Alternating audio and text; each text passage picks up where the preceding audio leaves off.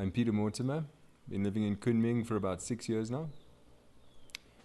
First came here after having travelled through Southeast Asia for about a year and heard there was some climbing in Kunming and a lot of unexplored rock. My mate Ryan and I, we bought motorbikes. We just started driving around and just seeing how much more potential there was. At the time there were only a few crags, which was exceptional climbing. So yeah, one thing led to another. Bought a drill, got bolts, started expanding what crags were available. Community started growing around that. And then, yeah, we found Swallow Cave. Some local guys brought us out here and suggested if we like climbing, this might be a good place for it. And the climbing got steeper and harder and more exciting. But at the same time, with the new crags, we started seeing opportunities to set up highlines and explore different adventure activities. Up top here, we've got a great sort of beginner's highline. We set another one up at the TNT wall. And yeah, highlining just started feeling like a natural progression from climbing. There's the physical element to it. You need to be able to slackline, that's for sure, but the mental challenge is unparalleled for me. Having gotten married, we've now also got a little boy. He's 1 year old, so he's got to be taken into consideration wherever we go. So we tend to stick to crags that are family friendly. Usually pitch a tent in the forest. He can have his daytime naps in there while we fit in some climbs. 4 or 5 years ago, we met a guy, probably 5 years ago. We bumped into a guy who'd been bolting in Getu before the rock trip had taken place. And he came out to Kunming and climbed with us. We took him to the Xiaomoyu cave. And he laughed. He said, as wonderful as it is, you could fit 3 or 4 of those inside the cave at Getu. And just through spending time there, I met a Belgium guy who was part of a Petzl team. I think it was Petzl that sponsored the exploration of the sinkhole he told me about, which is out in the hills beyond the Great Arch in Getu. And the river running through the Great Arch, the lower arch, it was exposed through the bottom of the sinkhole. It took us about 3 trips to actually find the hole, but just that alone was exciting. We explored, we found another 8 arches, caves where there's still people living in it. And from that day, it was just always my goal was, one is to build a multi-pitch, probably be a 6-pitch climb coming out, and the other was to set up a highline across this hole. I had a couple of mates who were really keen, even though they don't highline themselves, just to help get it set up. So I had good peace of mind setting up this line, which turns out to be probably the scariest thing I've ever done. Man, it's incredible. We could crank that line really tight without too much effort. Rigging the highline itself was, man, that was enough of adventure. I tell you, I was burnt out after that. Took a couple of days off before we even put the line up.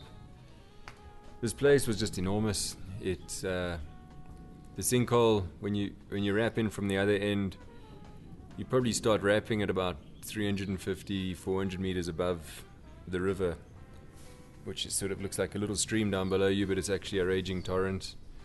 What looks like a little bit of moss is actually a forest. It's quite ridiculous.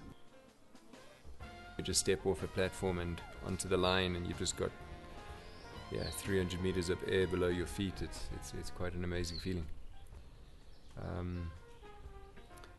Got the rigging set up, knocked in another 6 bolts just for the anchors again, tied a piece of fishing line to a rock and threw it across, nearly put my shoulder out, but snagged a bush on the opposite wall, walked around, jugged down, fetched this fishing line, connected that to the high line, hauled everything across and linked it all up. So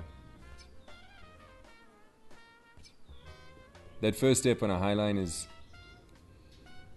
it's such an unnatural feeling that you've actually got to trick yourself to do it. And I think most people, like first timers on highline, struggle because they never get committed past that first step, which is really just so difficult. And you can't stop to think like, is the position right? Am I right? body, whatever. You've just got to stand up and start walking. And once you're 2-3 steps in, you can actually start to think about what you're doing. You know, initially you're pretty nervous on the line and you're fighting for your control. You need to quieten your mind to an extent where there's just no thoughts taking place. Like, you start thinking you're just going to fall. But falling itself is pretty painful. For me, it's more painful than scary. You hit that line, there's so much tension, it sort of cheese grates and bruises, it bites on, and sort of you'll see armpits, backs of legs, things like that. You get pretty chewed up if you're not careful.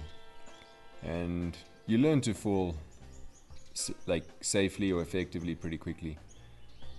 I've got friends who still practicing or learning to highline, take a few steps, and they take really wild falls and hurt themselves a lot more, but with a bit of practice, it's okay. The challenging part of walking the line, I soon overcame. I became comfortable with the height and the exposure and the conditions, but the actual walking the line, man, it was difficult for me.